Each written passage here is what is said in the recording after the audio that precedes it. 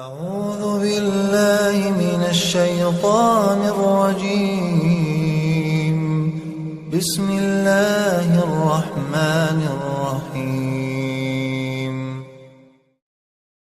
الحمد للہ وکفا والسلام علی عبادہ الذین اصطفیٰ۔ امام بخاری رحمۃ اللہ علیہ نے حضرت سلمہ ابن اکوع رضی اللہ تعالیٰ عنہ سے نقل کیا ہے کہ امر النبی صلی اللہ علیہ وسلم رجل من اسلم، ایک موقع پر آپ علیہ السلام نے قبیلہ بنو اسلم کے ایک شخص کو حکم دیا ان اذن فی الناس، کہ لوگوں میں یہ اعلان کر دیں ان من کان اکل فلیصم بقیت یومہ، کہ جس نے سحری کے بعد کچھ کھا لیا ہے تو اسے چاہیے اب باقی کا دن روزے داروں کی طرح رہے۔ ومن لم یکن اکلا، اور جس نے سحری کے بعد کچھ نہیں کھایا فلیصم، اسے چاہیے کہ روزہ مکمل کرے۔ فإن اليوم یوم عاشوراء، کیونکہ آج کے دن 10 محرم کا دن ہے۔ ابتدائی اسلام میں عاشوراء یعنی 10 محرم کا روزہ فرض تھا۔ جب تک رمضان کے روزے فرض نہیں ہوئے تھے، مسلمان یہ روزہ بطور لزوم اور وجوب کے رکھا کرتے تھے، اور 10 محرم کی ایک اپنی فضیلت ہے کہ نبی علیہ السلام نے جب مدینہ میں آپ تشریف لائے تو آپ نے یہود کو دیکھا 10 محرم کا روزہ رکھتے ہیں، تو آپ نے ان سے پوچھا کہ یہ کون سا دن ہے جس کی تم اتنی تعظیم کرتے ہو؟ انہوں نے عرض کی کہ اللہ کے رسول ھذا یوم عظیم، بڑا عظمت والا دن ہے، انجى اللہ فیہ موسیٰ وقومہ وغرق فیہ فرعون وقومہ، اس دن اللہ نے موسیٰ علیہ السلام اور ان کے ماننے والوں کو فرعون اور اس کے لشکر سے نجات دی، اور فرعون اور اس کے لشکر کو اللہ نے ڈبو دیا۔ فصامہ موسیٰ شکراً، چنانچہ موسیٰ علیہ السلام نے اللہ کی اس نعمت پر شکرانے کے طور پر روزہ رکھا، لہذا ہم بھی رکھتے ہیں۔ تو نبی علیہ السلام نے ارشاد فرمایا کہ نحن احق و اولی بموسیٰ منکم، اگر یہ وجہ روزہ رکھنے کی ہے تو پھر تو ہم تم سے تمہاری نسبت موسیٰ علیہ السلام سے محبت کرنے میں اور ان کی طرح اللہ کے احکامات کو پورا کرنے میں تم سے زیادہ موسیٰ علیہ السلام کے قریب ہیں۔ رمضان کے سے پہلے پھر یہ روزہ فرض تھا، لیکن رمضان جب فرض ہو گیا رمضان کے روزے، تو پھر یہ اس کا حکم اب استحباب کرے گیا۔ آج بھی اجر ملے گا کوئی عاشورہ کا روزہ رکھے، لیکن فرض نہیں۔ اس حدیث میں آپ علیہ السلام کے اس ارشاد سے یہ معلوم ہوا کہ جو روزہ فرض ہو، اگر بالفرض کسی وجہ سے کوئی شخص روزہ نہ بھی رکھ سکے تو اسے پھر بھی یعنی جیسے پتہ نہیں چلا کہ روزہ ہے یا نہیں، تو لوگوں نے سحری کے بعد کھا لیا، تو آپ نے فرمایا کہ روزہ تو نہیں ہوا، لیکن اس دن کے احترام میں باقی کا دن کھانے پینے سے گریز کیا جائے۔ ایسی رمضان میں بھی ہیں، اگر کوئی شخص کسی عذر کی وجہ سے روزہ نہیں رکھ پا رہا یا اس کا روزہ ٹوٹ گیا، تو اس کا مطلب یہ نہیں کہ اب احترام رمضان کو بروئے کار نہ لائے، ملحوظ نہ رکھے، بلکہ اب اس کو چاہیے احترام رمضان کا اہتمام کریں۔ اس حدیث سے یہ معلوم ہوا کہ روزہ رکھنے کے لیے سحری کے وقت میں نیت، فرض روزہ رکھنے کے لیے سحری کے وقت میں نیت ہونا لازمی نہیں ہے۔ دیکھیے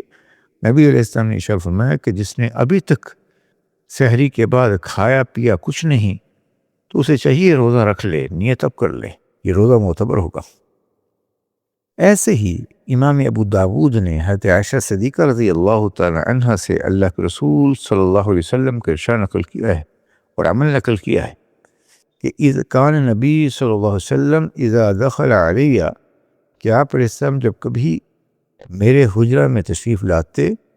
تو آ کر پوچھ لیتے حل عندکم طعام، کچھ کھانے کو چیز موجود ہے؟ اگر موجود ہوتی تو ہم پیش کر دیتے، اور اگر نہ ہوتی کبھی تو ہم یوں کہہ دیتے فَإِذَا قُلْنَا لَا،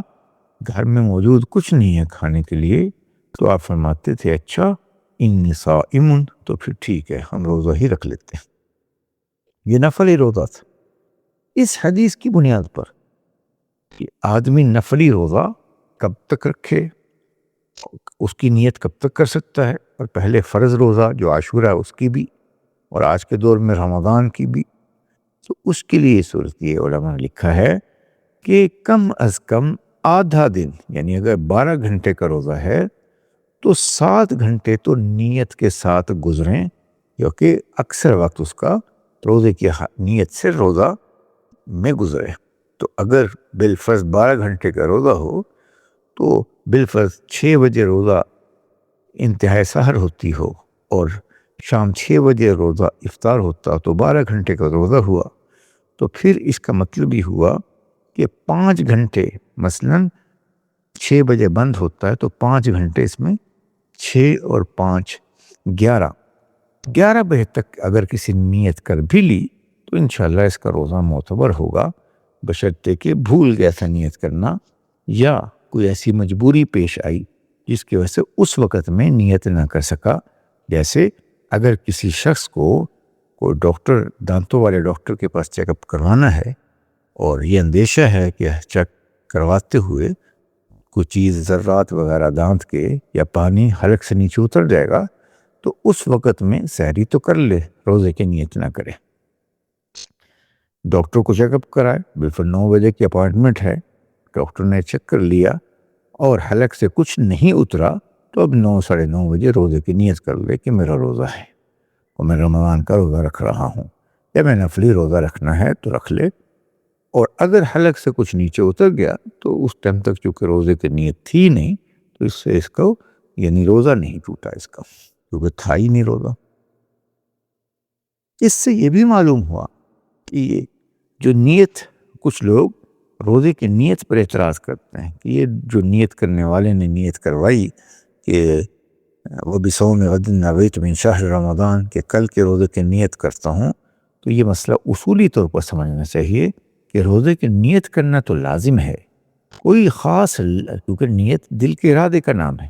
کوئی خاص لفظ ہونا ضروری نہیں ہے۔ بس یہ جو کہہ دیا جاتا ہے لوگوں کا اعتراض کہ یہ الفاظ یہ تو صحیح نہیں ہے کہ کل کا روزہ کیا مراد، تو بھائی جو شرعی دن ہے وہ صبح صادق کے بعد شروع ہوتا ہے، اور ہم یقیناً سحری میں جب رات، صبح صادق سے پہلے رات ہو رہی ہوتی ہے تو وہ پہلی رات ہے، تو ہم جب یہ کہتے ہیں کہ کل کے روزے کی نیت، اس سے مراد صبح صادق کے بعد کا روزہ، یعنی جو ابھی شروع ہونے والا۔ اور ویسے بھی عرف میں جو رات ہے، اگر کسی شخص کے پاس کوئی شخص رات کو آئے اور کہے بھی میرا کام ہے تم سے، مجھے کل ملنا ہے، تو اس سے مراد کل اگلا آنے والا کل ہے، یہ مراد نہیں ہوتا کہ پرسوں کی بات ہو رہی ہے۔ تو لہٰذا یہ لوگوں کا اعتراض کہنا کہ کل کے روزے کی نیت کیسی ہوئی، یہ غیر معقول اعتراض ہے۔ یہ نیت ٹھیک ہے، ہاں یہ الگ سے بحث ہے کہ نیت انہی الفاظ پر موقوف نہیں، اگر کسی نے دل ہی دل میں یہ نیت کر لی کہ میں کل کا روزہ رکھ رہا ہوں یا میں روزہ رکھ رہا ہوں، تو بس اس کا روزہ معتبر ہے اور یہ نیت معتبر ہے۔ اور یہ جو ہم نے عرض کیا کہ آدھے دن سے پہلے یا نفلی اور فرض روزہ کی نیت کر سکتا ہے، اس سے قضا روزہ اور منت کا روزہ مستثنا ہے۔ لہذا اگر کسی نے رمضان کا کوئی روزہ قضا کرنا ہے یا منت کا روزہ اس کا ذمہ ہے اور اسے رکھنا چاہ رہا ہے، تو پہلے سے نیت کرے گا، رات سے ہی نیت کرے گا کہ کل کا میں روزہ رکھوں گا، سب وہ روزہ منت کا شمار ہوگا یا قضا روزہ شمار ہوگا، ورنہ وہ بھی نفلی روزہ میں شمار ہوگا۔ اللہ ہم سب سے راضی ہو، دین سیکھ کر عمل کرنے کی توفیق عطا فرمائے۔